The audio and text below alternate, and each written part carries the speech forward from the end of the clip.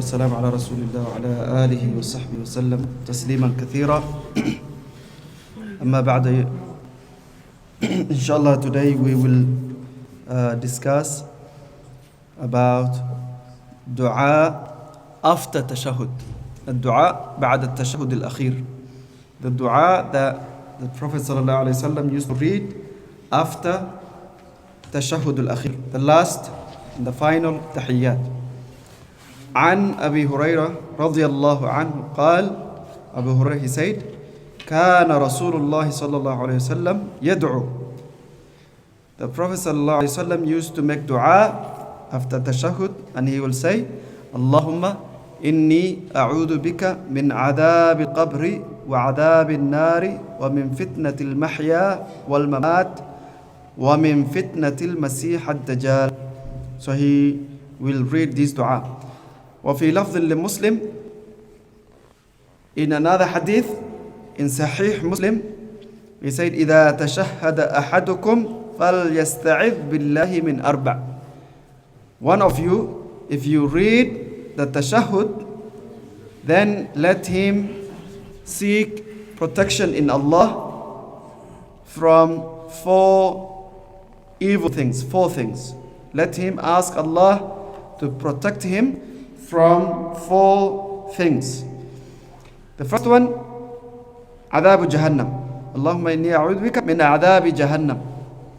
And the second one, عذاب القبر, the punishment in the grave, the punishment in the hellfire, and the trials of this life, and the trial of death, and the trials of Masih ad-Dajjal, the Antichrist. So Rasulullah ﷺ said, after you finish your at-Tahiyyat, ask Allah subhanahu wa ta'ala to protect you from these four things: the punishment in Jahannam, the punishment in the grave, the fitna of this life, the fitna, the trial of this life, and the trial of death, and the trial of Dajjal, when Dajjal comes. So from this we learn استحباب هذا الدعاء عقب التشهد الأخير كما هو صريح تقييده. So it is sunnah, it is not wajib, it is sunnah to read this dua after the last tahiyyat. أن هذه الاستعاذة من مهمات الأدعية وجوامعها لكون النبي صلى الله عليه وسلم عني بها. This dua, it is one of the most comprehensive dua, because Nabi sallallahu alaihi wasallam, he paid attention to this dua and he used to read it. Kana means he was always reading it, because in this dua تشتمل على الاستعاذة من شرور الدنيا والآخرة. In this dua you're asking Allah to protect you from the evil of this life and the evils of next life. ولهذا أمر النبي صلى الله عليه وسلم بتكريرها. Because of this, the Prophet صلى الله عليه وسلم he commanded us to repeat this dua throughout our salah. Every single salah you pray, repeat this dua. You're asking Allah to protect you from the evils of this life and the trials of the next life. And number 3, ثبوت عذاب القبر وأنه حق والإيمان به واجب.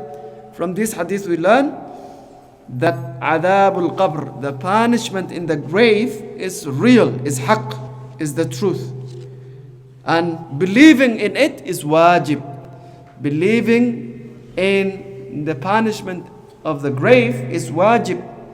So there are some Muslim groups who deny, who reject, who says there is no punishment in the grave.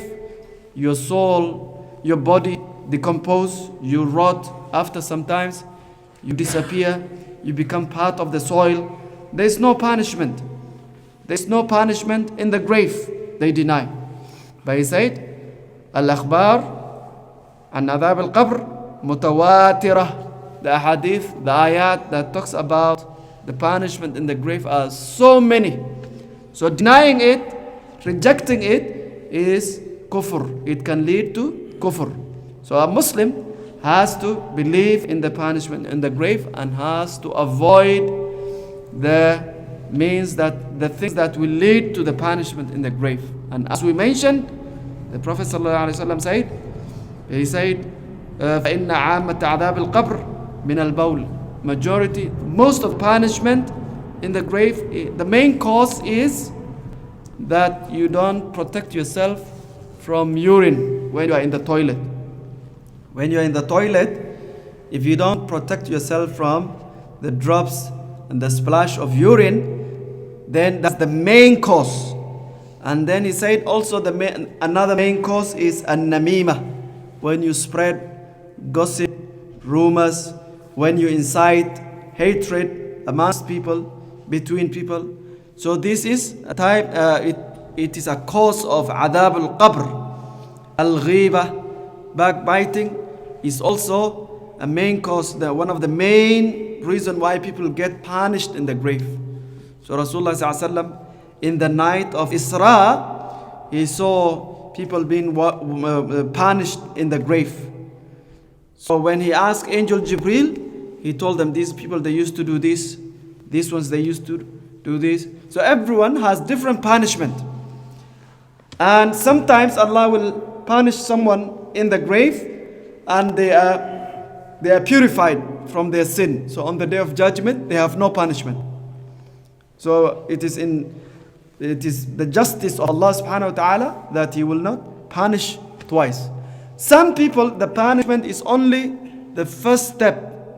It is only the first step. That's why Rasulullah sallallahu alaihi wasallam said, the sinners, the criminals, the disbelievers, when they see their place in Jahannam, they will ask Allah every single day to delay the day of judgment. Ya Allah, delay it, because what is ahead of them is worse than the punishment they have in the grave. And the believer, the mu'min, the righteous person, when they see their destiny, their place in Jannah, they ask Allah to hasten the day of judgment. So the punishment in the grave, it can be the stepping stone for the next punishment, or it can be a purification where Allah purifies the person and there is no other punishment for him on the day of judgment. So the grave is so scary. The Sahaba, they used to cry a lot when they hear the punishment of the grave, more than they are scared of the day of judgment. So the grave, the Prophet ﷺ said, for some people it becomes so tight and it is dark. It becomes so tight, the rib cage, the ribs will interlock, So it is the truth. It is the haqq. Allah subhanahu wa ta'ala said, وَلَا نُذِيقَنَّهُم مِّنَ الْعَذَابِ الْأَدْنَى دُونَ الْعَذَابِ الْأَكْبَرِ. So there is adab al-adna and adab al-akbar. So the punishment in the grave, believing it is a requirement, is part of belief in the day of judgment. The next lesson, التحفظ من شبهات الحياة وشهواتها الآثمة فإنها سبب الشرور. So from this hadith we also learn the dangers of the shahawat, the desires, and the doubtful things that we should try to avoid. At-tahaffud means you try to avoid the trials of this life. So there are many temptations, shahwat. The trial of this life is the shahwat. Money, power, wealth, children, love, when you love someone. All of this, they can take you away from the religion, from iman. So these are the trials of this life, the temptations. There are many people who are religious. Because of money, they left the religion. There are many people, when they got knowledge, they became scientists. They finished their university. They're expert in one field. And they are not religious anymore.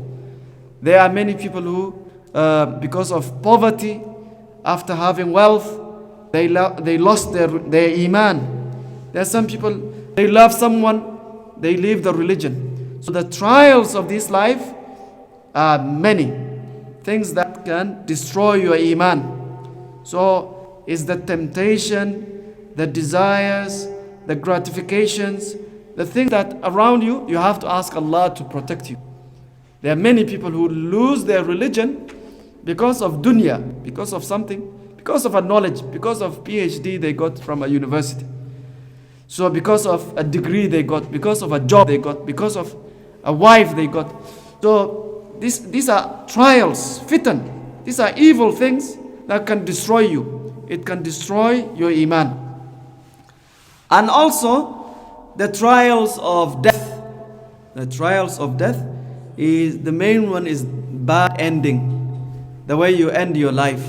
Sometimes you are good throughout your life, praying salah, doing good deeds, and then because of a friend or something, you go to a wrong place, you do something wrong, and you end your life on a sin, on a crime, in a bad place, in a club, in zina, watching haram things. You end your life. This is the trial of death. Su'ul khatima. Su'ul khatima is the end of your life. It can be a fitna. It can be a fitna. So we should ask Allah subhanahu wa ta'ala to protect us from the trial of death. And sometimes some people, they can't say la ilaha illallah at the time of death. It's a fitna. Because when we die, shaitan will be there, and he will try to make sure that you don't say la ilaha illallah. So there are many people who listen to music. At the end of their life, they say the lyrics, the rhythms, the things they have memorized. So at the time of death, instead of saying la ilaha illallah, they repeat the song they memorized. And shaitan, he will try to mislead you at the time of death. He will work hard. He will work full time on person. When you're dying, he will try to make sure that you slip, you trip, you don't die on a good death. So that's why we ask Allah subhanahu wa ta'ala to protect us from the fitna of the qabr, the fitna of this life, the fitna of death. All of these are real things that are happening in our time. التبصر بدعاة السوء وناشري الإلحاد والفساد. One of the trials of death of this life, the fitna of this life, is du'at as-su', the people who are preaching evil. So you have to know them. At-tabassur, you have to know them, you have to avoid them.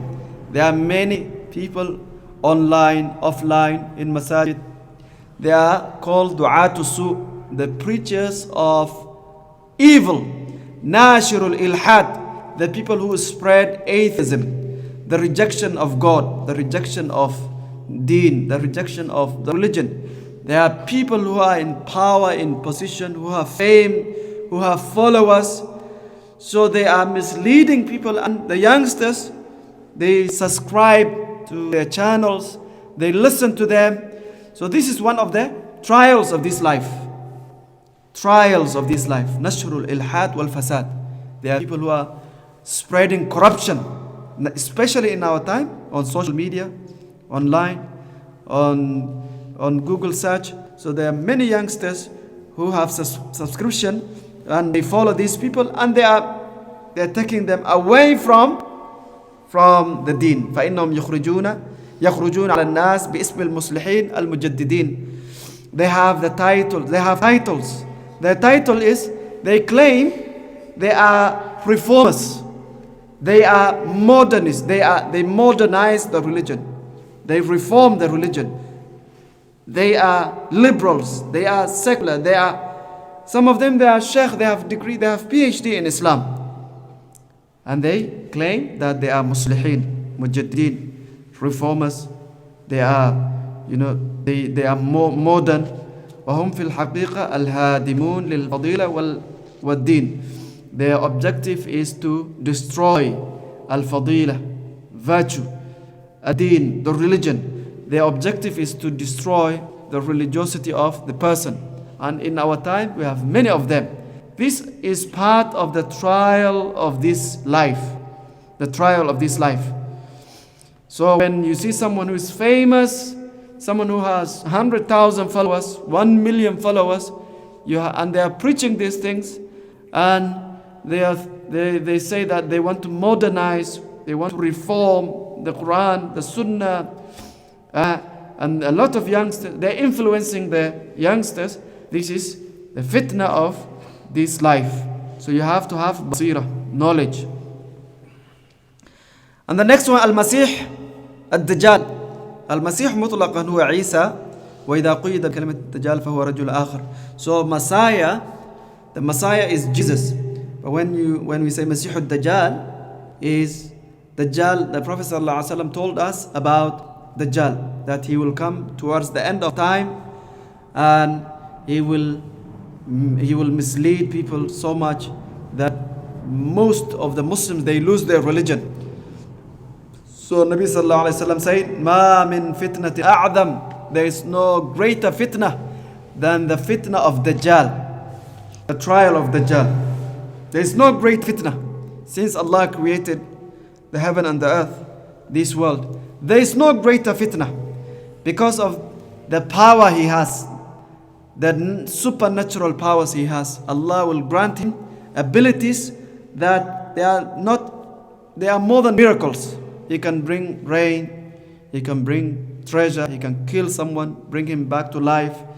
He can do so many things, and many Muslims, when they see him, they will follow him. Men, women, youngsters, everyone will follow him. So Rasulullah ﷺ said, when he comes, try to avoid him, try to run away from him, and he will yatuf ala al-ard, he will go on the earth, he will go to every corner, every village, every town, every place, everywhere they are, even small villages, small hamlets, small even the badia where people have animals, he will go to every single place. And the Muslims, even who are practicing, when they see him, they will say, "You are our God." He will claim to be God, and the people will believe in him. So Rasulullah ﷺ said, when he comes to your city, to your town, to your neighborhood, you try to run away to the other side, to the other direction. You try to stay away, because most of the people, they are curious, they want to find out, and the fitna will happen. They will believe in him, and they lose their religion. So the time of Dajjal is very close. It's very, very close in our belief, towards the end of time, Akhir Zaman. So Rasulullah ﷺ, he described him.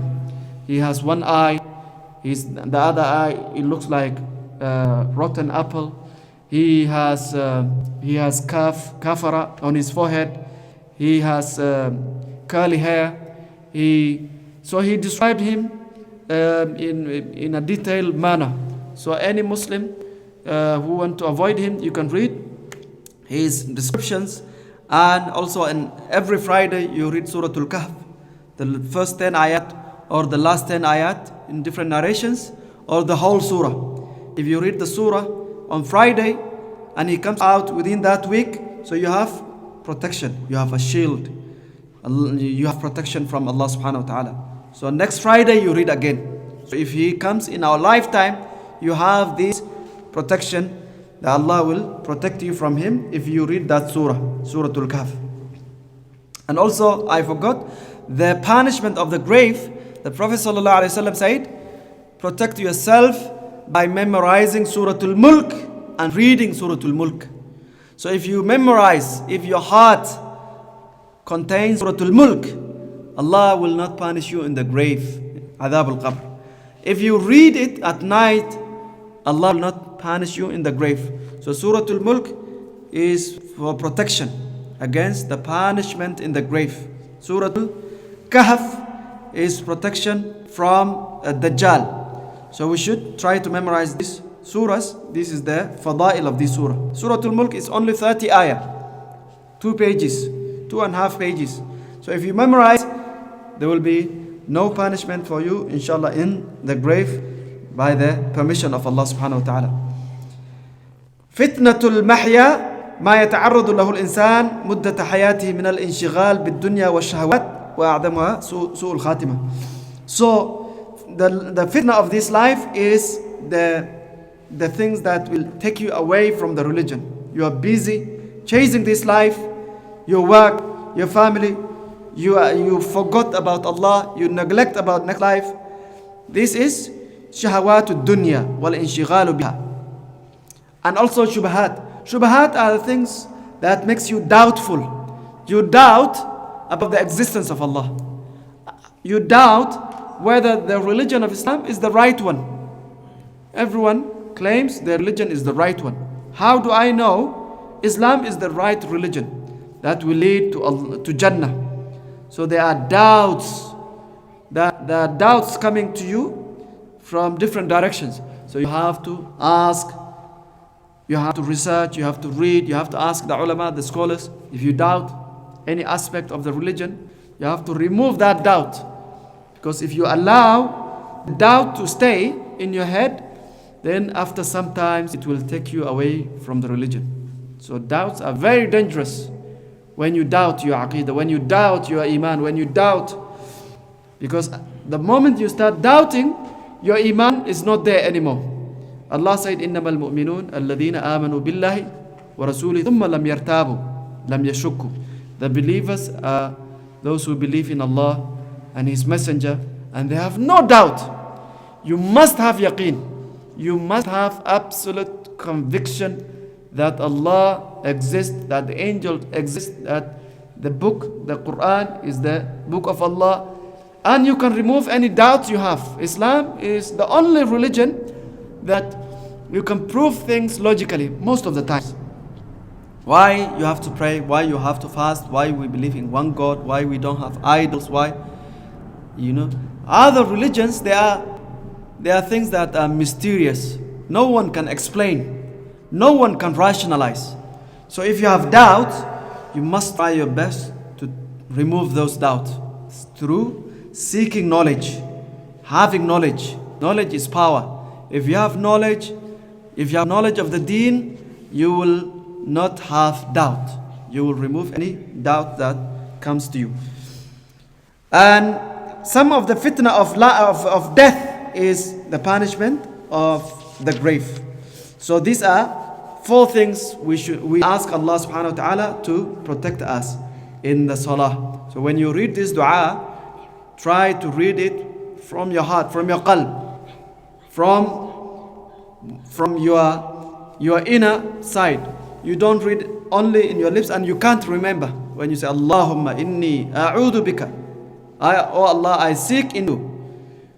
Oh Allah, protect me from adab al-qabr, adab al-nar, fitnat al-mahya wal-mamat. These are dangerous things. 4 things. Rasulullah sallallahu said, "Al-yasta'id billah." Ask Allah to safeguard you from this. So when you read it, you should try to remember what you read, to be mindful of what you're reading. Don't just say it without being mindful. You're absent-minded, you don't know what you're reading, so the dua is not accepted. When we read dua, we have to be aware of what we are saying. By recalling the meaning, you recall the meaning, or you try to focus while you're reading it. You sincerely mean it when you're reading it. And inshallah, Allah will grant you what you ask. May Allah subhanahu wa ta'ala protect us from the punishment of the grave, from the trials of this life, and the trials of death, and the trials of Masih al-Dajjal. Barakallahu li wa lakum fil Qur'an al-azim wa nafa'ani wa iyyakum bima fihi min al-ayati. Jazakumullahu khairan. Assalamu alaikum. Jazakallah.